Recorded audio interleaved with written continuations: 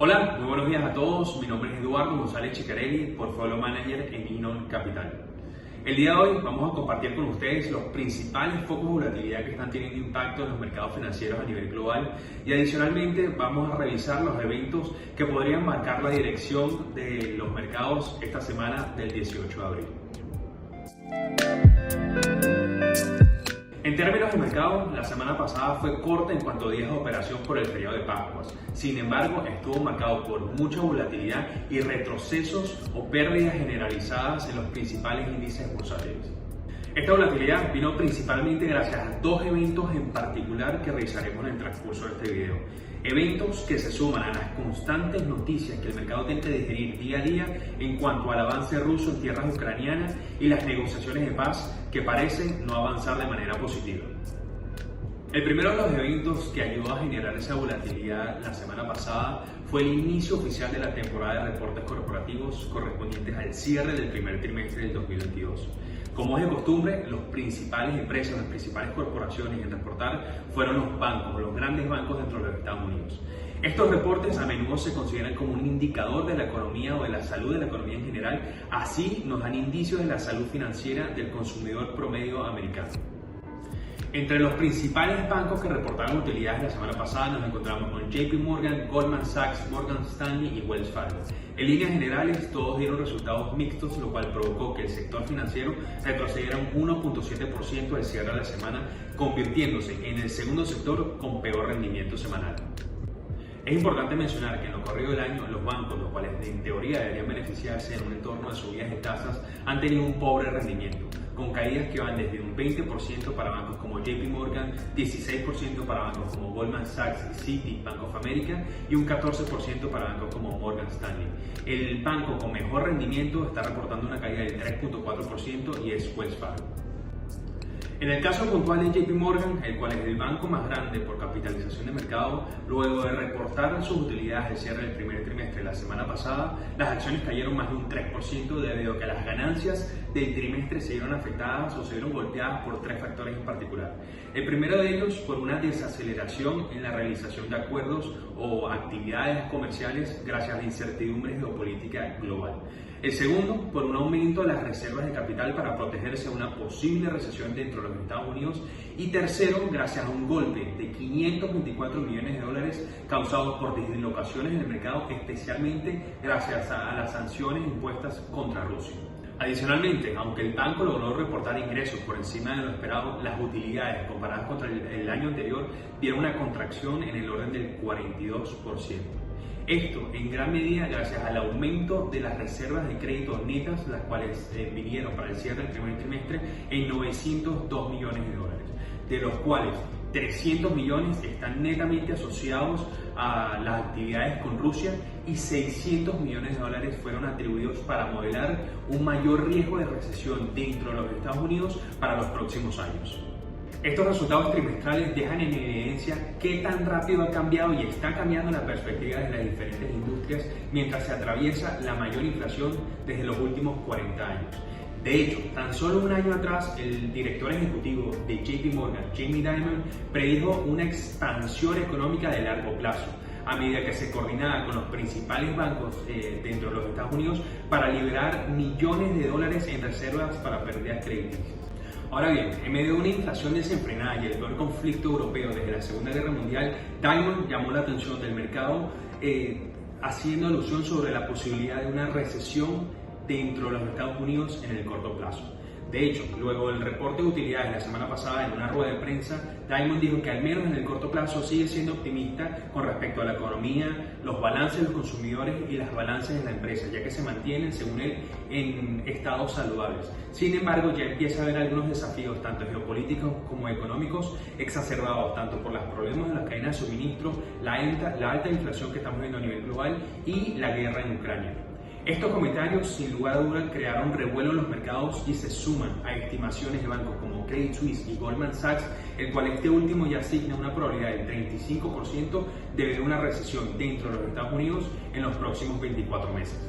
Si bien es cierto que la temporada de reportes corporativos al primer trimestre del 2022 recién empieza y no podemos sacar conclusiones tan rápido, Lo que sí hemos visto es que los analistas en general han empezado a moderar sus expectativas para lo que sería la temporada completa, principalmente debido al aumento de los costos básicos, de los bienes básicos, la guerra en Ucrania, la alta inflación, la pandemia y los persistentes bloqueos que estamos viendo en países como China.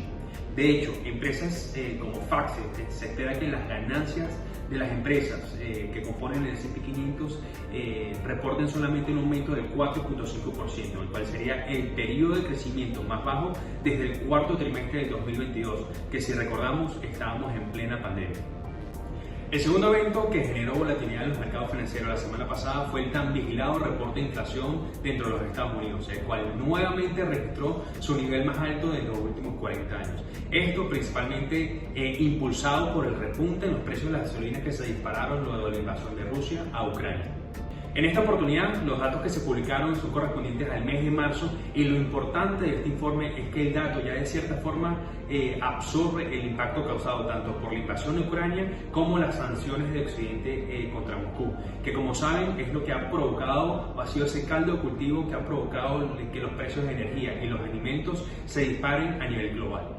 Puntualmente, la inflación aumentó un 8.5% de forma interanual, impulsada por un crecimiento en los precios de energía del 32% y un aumento del 8.8% en los precios de los alimentos. Por otro lado, la lectura mensual vino en línea con las expectativas de ver un crecimiento del 1.2% con respecto al mes de febrero. Ahora bien, cuando revisamos el dato base o el dato core, como algunos lo llaman, se excluye la volatilidad en los precios de alimentos y la energía, este dato tan solo repuntó un 0.3% durante el mes, lectura que fue mucho menor al crecimiento del 0.5% que se tenía anticipado por el mercado. Este dato mensual impulsa la lectura anualizada a un 6.5%, el cual fue también menor al 6.6% que se tenía previsto. Entrando en los componentes de este dato, solamente en marzo los precios de la gasolina se dispararon un 18%. Este rubro representa aproximadamente la mitad del aumento general en la inflación. Los precios totales de la energía aumentaron un 11% en comparación con febrero, lo que incluye un aumento del 22.3% en los precios del combustible. De hecho, según el informe, otros componentes que impulsaron o ayudaron a impulsar el aumento de los precios del consumidor fueron los alimentos, que subieron un 1% durante el mes, y la vivienda, que incluyendo los alquileres, vieron un repunte del 0.5% al cierre de marzo. Por otro lado, las tarifas aéreas aumentaron un 10.7% al cierre de marzo, mientras que los precios de los autos usados evidenciaron una contracción por segundo mes consecutivo, esta vez en el orden del 3.8%. Este elemento, como de seguro algunos recordarán, fue uno de los principales contribuyentes a la inflación durante el 2021, cuando la economía estadounidense se recuperaba de la época de la pandemia. Adicional al dato de inflación, el cual nos mide el impacto a nivel consumidor, el miércoles pasado el mercado también tuvo que digerir el índice de precios al productor, el cual mostró que los costos de los bienes y servicios que reciben los productores se dispararon un 11.2% con respecto al año anterior, marcando un récord histórico para los datos que se remontan hasta noviembre del 2010. Si bien estos datos deberían de poner nerviosos a los mercados, ya que la Fed podría endurecer aún más su perspectiva de política monetaria, la mayoría de los inversionistas ignoraron los datos y las acciones dentro de los Estados Unidos lograron subir luego de la publicación de estos dos datos. Algunos economistas apuntan a la relajación de la inflación subyacente, que fue mucho más moderada de lo que se tenía previsto y descontado por el mercado, y genera cierta confianza de que la inflación empieza a disminuir, siendo la lectura de marzo el pico en el crecimiento. Ahora bien, aterrizando toda esta volatilidad que les comenté tanto a nivel corporativo como a nivel del dato de inflación, eso sin lugar a dudas se tradujo a retrocesos en las acciones globales, a excepción de países como Japón y Reino Unido. Como pueden ver en la gráfica adjunta, el índice global medido a través del All Country World Index retrocedió un 1.66% durante la semana y ya acumula pérdidas del 8.5% en lo corrido del año.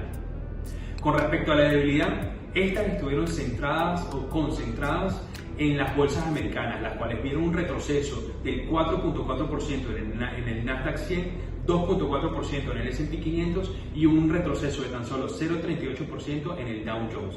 Estas caídas se suman al retroceso que va desde entre un 5% hasta un 15% en los principales índices en los Estados Unidos durante lo corrido del 2022. A nivel de sectores, el sector con mejor desempeño durante la semana pasada fue nuevamente el sector de energía, con un repunte del 3.1%, seguido del sector de materiales y consumo básico, el cual repuntaron un 1.2% y un 0.6%. Revisando la otra cara de la moneda, los sectores de tecnología y servicios de comunicación fue donde se concentraron las mayores caídas, con retrocesos de entre un 3.7% y un 5.2% durante la semana.